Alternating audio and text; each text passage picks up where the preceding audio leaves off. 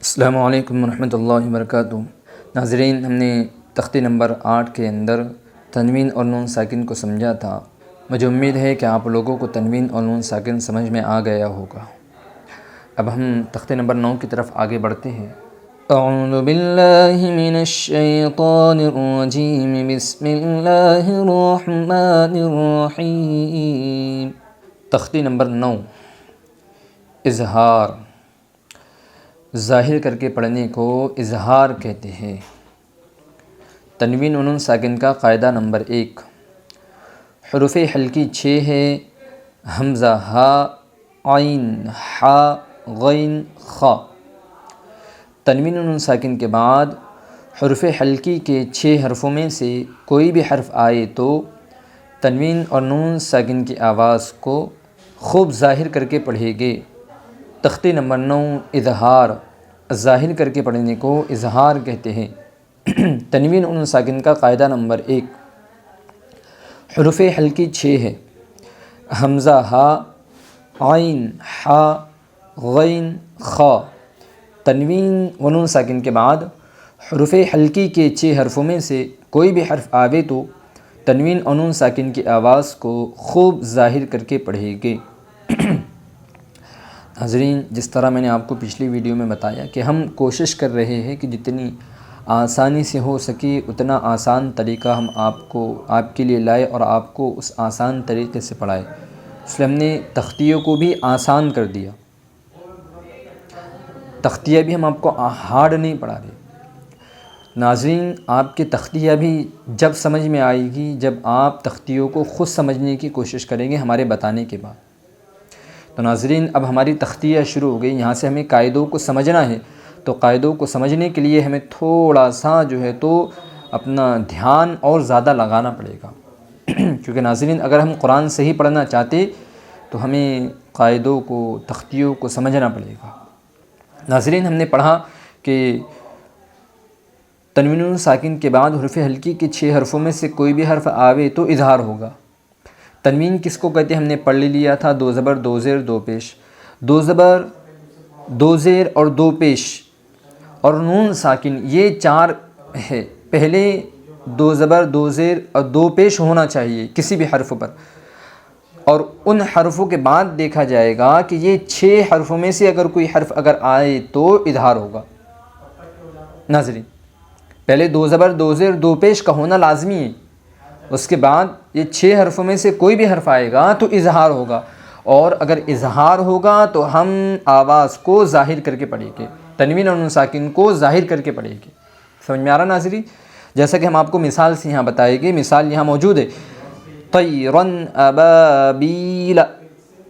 ظاہر کرنا یعنی کہ ناک میں بھی آواز چلی جائے اور گننا بھی نہ ہو۔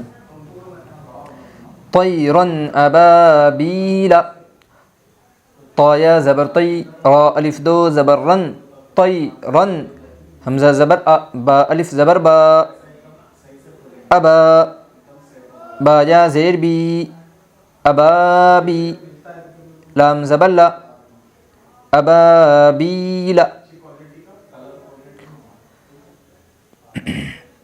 ناظرین، اب اس کا ہم اجرا کریں کہ آپ سمجھیں۔ ہم نے پڑھا تھا کہ 2 زبر 2 زیر 2 پیش اور نون ساکن، یہ چاروں میں سے اگر کوئی ایک آتا ہے تو وہ ایک آنے کے بعد میں دیکھا جائے گا کہ یہ 6 حرفوں میں سے کوئی حرف آیا تو اظہار ہوگا، جیسا کہ یہاں 2 زبر آیا ہے۔ تو ناظرین، ہم پڑھیں گے 2 زبر تنوین کے بعد حروف حلقی کے 6 حرفوں میں سے حمزہ آئی ہے، اس لیے اظہار حلقی ہوگا۔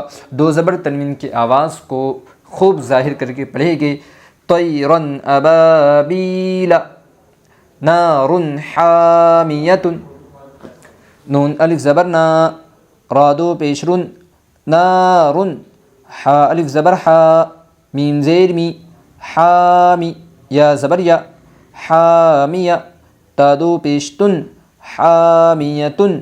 اظہار حلقی ہوگا 2 زبر 2 پیش تنوین کے بعد حروف حلقی کے 6 حرفوں میں سے حا آئی ہے، اس لیے اظہار حلقی ہوگا۔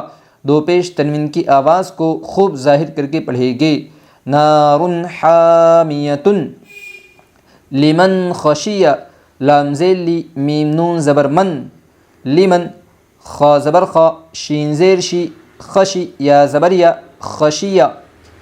اظہار حلقی ہوگا نون ساکن کے بعد حروف حلقی کے 6 حرفوں میں سے خا آئی ہے، اس لیے اظہار حلقی ہوگا نون ساکن کی آواز کو خوب ظاہر کر کے پڑھے گی۔ لمن خشیہ، من غیرہ، میم نون زیر من، غین یا زبر غی، را زیر ری، غیری، ہا کھڑی زیر ہی، غیرہ۔ اظہار حلقی ہوگا نون ساکن کے بعد حرف حلقی کے 6 حرفوں میں سے غین آئی ہے، اس لیے نون ساکن کی آواز کو خوب ظاہر کر کے پڑھے گی۔ من غیرہ، یومئذ علیہا، یا واو زبر یو، میم زبر ما، یوم، حمزہ زیر ای، یومئی، ذال دو زیر زن، یومئذ، عین زبر ع، لام یا زبر لی، علی، ہا الف زبر ہا، علیہا۔